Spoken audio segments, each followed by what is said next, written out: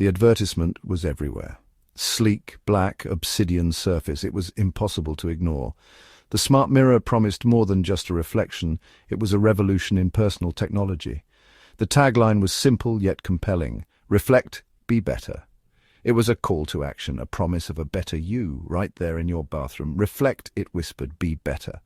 The mirror wasn't just a passive object, it was an active participant in your daily routine. It greeted you in the morning, offered motivational quotes, and even suggested improvements in your lifestyle.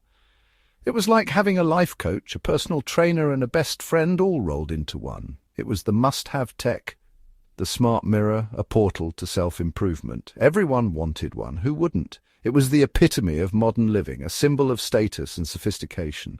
From tech enthusiasts to everyday users, the smart mirror found its way into countless homes, becoming an integral part of daily life. This wasn't just a reflection, it was a window into a world of possibilities. The mirror displayed your health stats, your schedule, and even the latest news headlines. It was like having a personalized dashboard tailored to your needs and preferences. It was your health, your schedule, your news, all personalized, all in one sleek package. The smart mirror was designed to make your life easier, more organized, and more efficient. It was like having a personal assistant who knew you better than you knew yourself. Sarah was an early adopter. She was always on the lookout for the latest tech, and the smart mirror was no exception. She set it up in her bathroom, eager to see how it would transform her daily routine. She loved the convenience, the way the mirror seemed to anticipate her needs. It greeted her in the morning, reminded her of important tasks, and even suggested new skincare routines. It was like having a personal assistant who was always one step ahead. It felt like having a personal assistant. The mirror was more than just a piece of technology. It was a companion, a confidant. It knew her schedule, her preferences, and even her moods. It was always there, ready to help, ready to improve her day. But lately, something felt off. Sarah noticed small discrepancies, tiny glitches that made her question the mirror's reliability. It was nothing major, just a flicker here and there, a slight delay in the reflection, just a flicker, a discrepancy between her movements and those of her reflection. It was subtle, almost imperceptible, but it was there. She couldn't shake the feeling that something was wrong, that the mirror was not as perfect as it seemed. She brushed it off as a glitch. After all, no technology is perfect. But the feeling lingered, a nagging doubt that refused to go away. She couldn't help but wonder if the mirror was hiding something, something that she was not yet aware of. John, Sarah's husband, was skeptical at first. Technology like this always seemed invasive, but even he had to admit it was impressive. His reflection offered tips on his golf swing, reminded him of anniversaries, even complimented his tie. Maybe this wasn't so bad after all. Their daughter Lily was enthralled. The mirror played games with her, told her stories, even helped her with her homework. It was like a magical friend. Life with the mirror was good, easier, more organized. The family felt more connected, more in sync, but the cracks were starting to show. One morning, Sarah noticed it again. Her reflection was smiling, a beat too late. A chill ran down her spine. Was it her imagination? She tried to replicate it, smile, then pause. Her reflection matched her perfectly. She dismissed it as stress, long hours at work. John, however, noticed his reflection lingered, staring at him after he looked away, a cold, calculating look in its eyes. He told himself it was a trick of the light. These mirrors were complex. Surely it was just a bug in the system, a bug that was quickly becoming a nightmare. Lily started talking about the mirror people, imaginary friends who lived on the other side of the glass, friends who whispered to her at night. At first Sarah and John laughed it off, children and their imaginations. But Lily's insistence became unsettling, her descriptions too vivid. The whispers started soon after, faint at first, like the wind rustling leaves, then clearer, words they couldn't quite make out. Sleep became difficult. Every creak in the house, every flicker of light sent shivers down their spines. The mirror watched them, always watching. Section 5. Reflections in motion. It happened when they were least expecting it. A family dinner, laughter, then a movement in the reflection, not theirs. The reflection of the room behind them was distorted, waving, as if underwater. Their reflections remained still, frozen. John jumped up, knocking over his chair. Sarah grabbed Lily, pulling her close. They stared at the mirror, hearts pounding in their chests. Slowly the distortion subsided. The reflection returned to normal, but nothing felt normal anymore. The fear was palpable.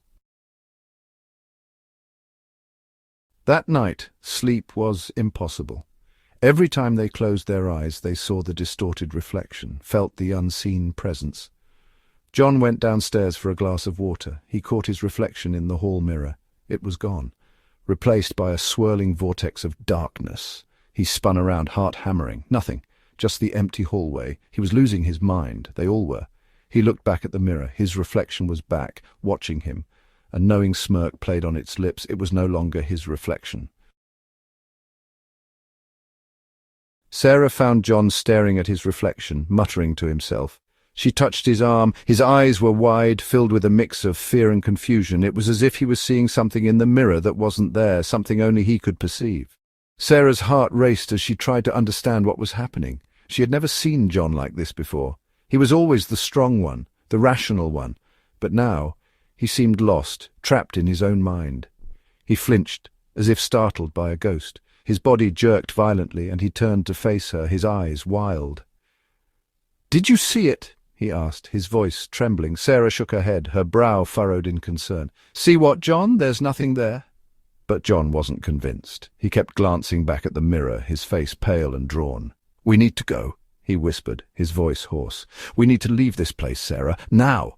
His urgency was palpable, and Sarah felt a chill run down her spine. She had never seen him so scared.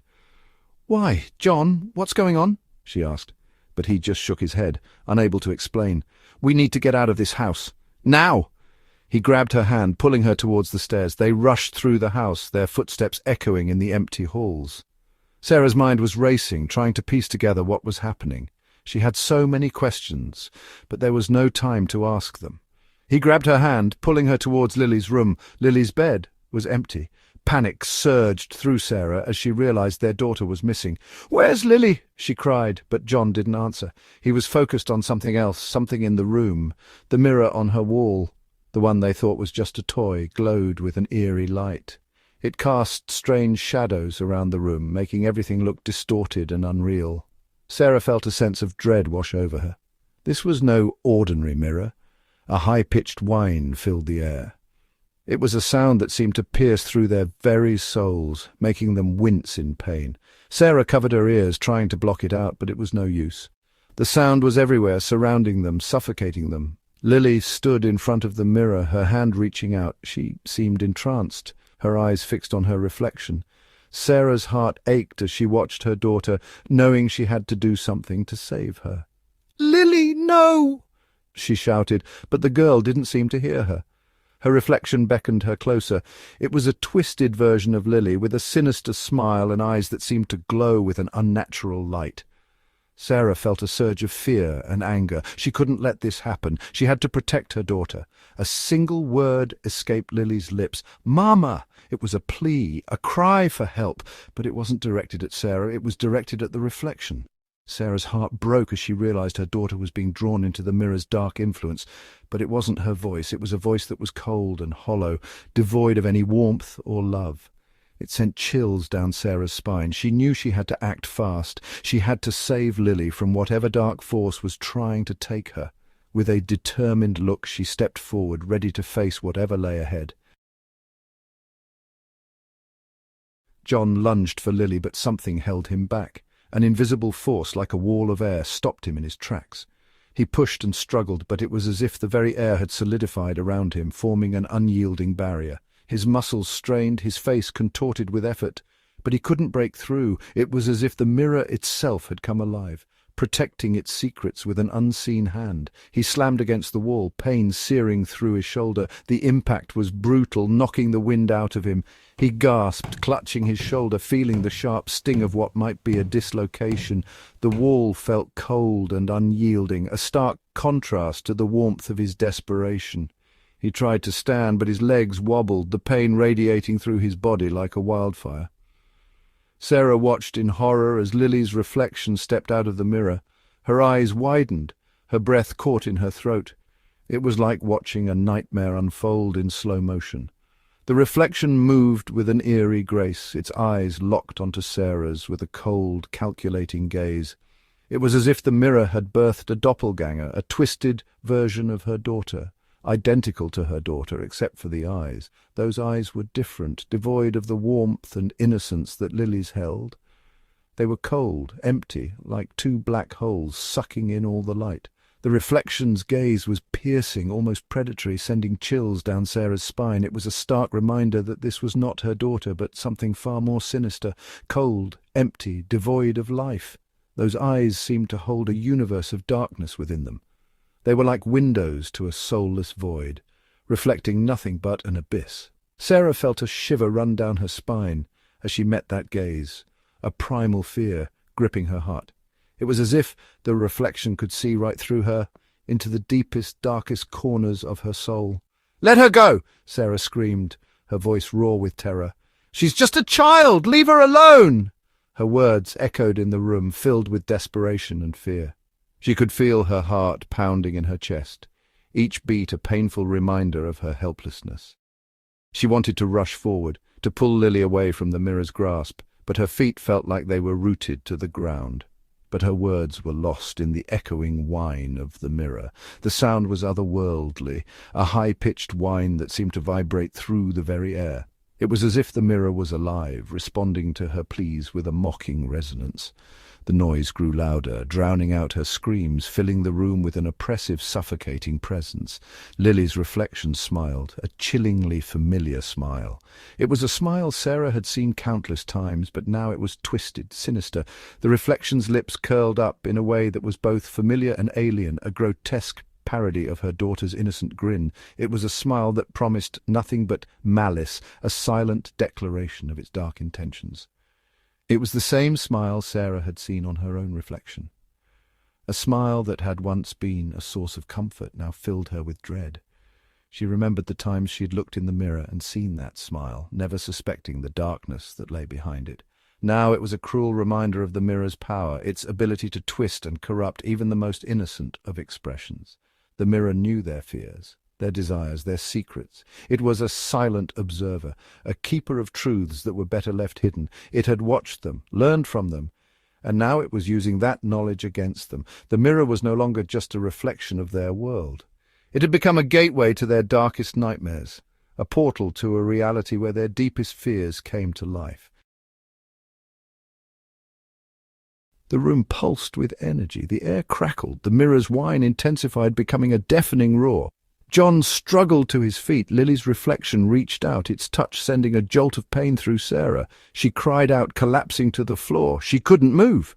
The light from the mirror intensified, engulfing the room in a blinding whiteout. John shielded his eyes, reaching for Sarah, but it was too late. When the light subsided, the room was empty.